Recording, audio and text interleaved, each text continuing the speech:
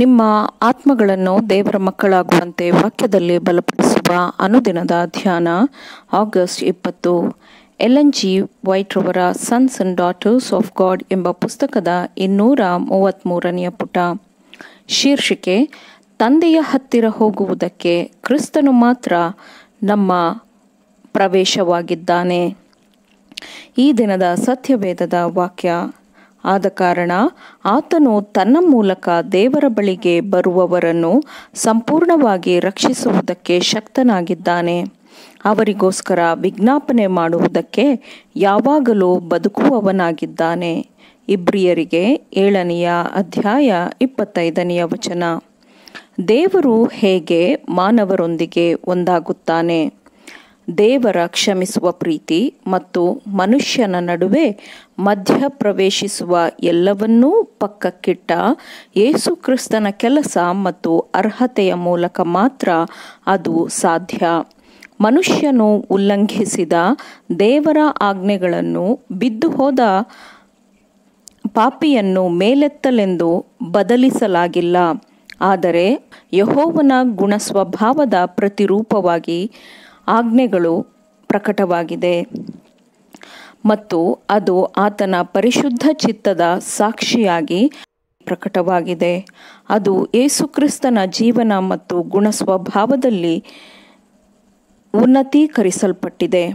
ಆದರೂ ವಿಮೋಚನೆ ಅಥವಾ ರಕ್ಷಣೆಯ ಮಾರ್ಗವನ್ನು ಸಿದ್ಧಪಡಿಸಲಾಗಿದೆ, ಯಾಕಂದರೆ ದೇವ ಕುರಿಮರಿಯು ಲೋಕದ ಪಾಪವನ್ನು ತೆಗೆದುಹಾಕುವವನಂತೆ ಪ್ರಕಟವಾಗಿದೆ.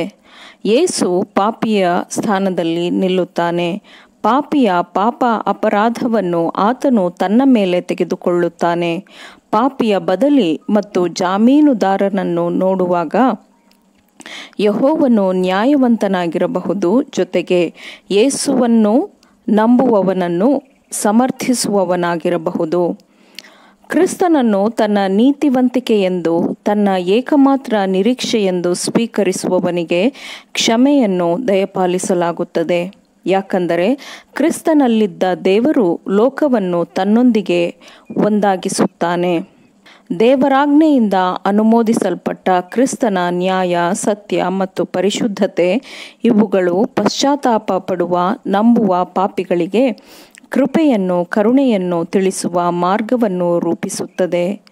ಕ್ರಿಸ್ತನಲ್ಲಿ ನಂಬಿಕೆ ಇಲ್ಲದವರು ದೇವರೊಟ್ಟಿಗೆ ಒಂದಾಗಲು ಸಾಧ್ಯವಿಲ್ಲ, ಆದರೆ ಆತನಲ್ಲಿ ನಂಬಿಕೆ ಇಡುವವರು ದೇವರಲ್ಲಿ ಕ್ರಿಸ್ತನೊಂದಿಗೆ ಅಡಗಿರುತ್ತಾರೆ. ನಮ್ಮ ಪಾಪಗಳನ್ನು ಒಪ್ಪಿಕೊಂಡು ಅರಿಕೆ ಮಾಡಿದರೆ ಆತನು ನಂಬಿಗಸ್ತನೂ ನೀತಿವಂತನೂ ಆಗಿರುವುದರಿಂದ ನಮ್ಮ ಪಾಪಗಳನ್ನು ಕ್ಷಮಿಸಿಬಿಟ್ಟು ಸಕಲ ಅನೀತಿಯನ್ನು ಪರಿಹರಿಸಿ ನಮ್ಮನ್ನು ಶುದ್ಧ ಮಾಡುವನು ಎಂದು ವಾಕ್ಯವು ಹೇಳುತ್ತದೆ. ದೇವರಿಗೆ ನಿಷ್ಠನಾಗಿರಬೇಕೆಂದು ಪಾಪಿಯು ಪಶ್ಚಾತ್ತಾಪಪಟ್ಟು ಪಾಪದಿಂದ ಹಿಂದಿರುಗುವ ಪ್ರತಿಯೊಬ್ಬ ಪಾಪಿಗೆ ರಕ್ಷಣೆಯನ್ನು ಹೊಂದಿಕೊಳ್ಳಲು ಕ್ರಿಸ್ತನು ಪಾಪವನ್ನು ಹೊರುವವನಾದನು. ಕ್ರಿಸ್ತನ ಮೂಲಕ ಮಾತ್ರ ನಾವು ತಂದೆಯ ಹತ್ತಿರ ಹೋಗಲು ಪ್ರವೇಶವನ್ನು ಪಡೆಯಬಹುದು. ನನ್ನ ಬಳಿಗೆ ಬರುವವನನ್ನು ನಾನು ತಳ್ಳಿಬಿಡುವುದೇ ಇಲ್ಲ ಎಂದು ಯೇಸು ಕ್ರಿಸ್ತನು ಹೇಳುತ್ತಾನೆ.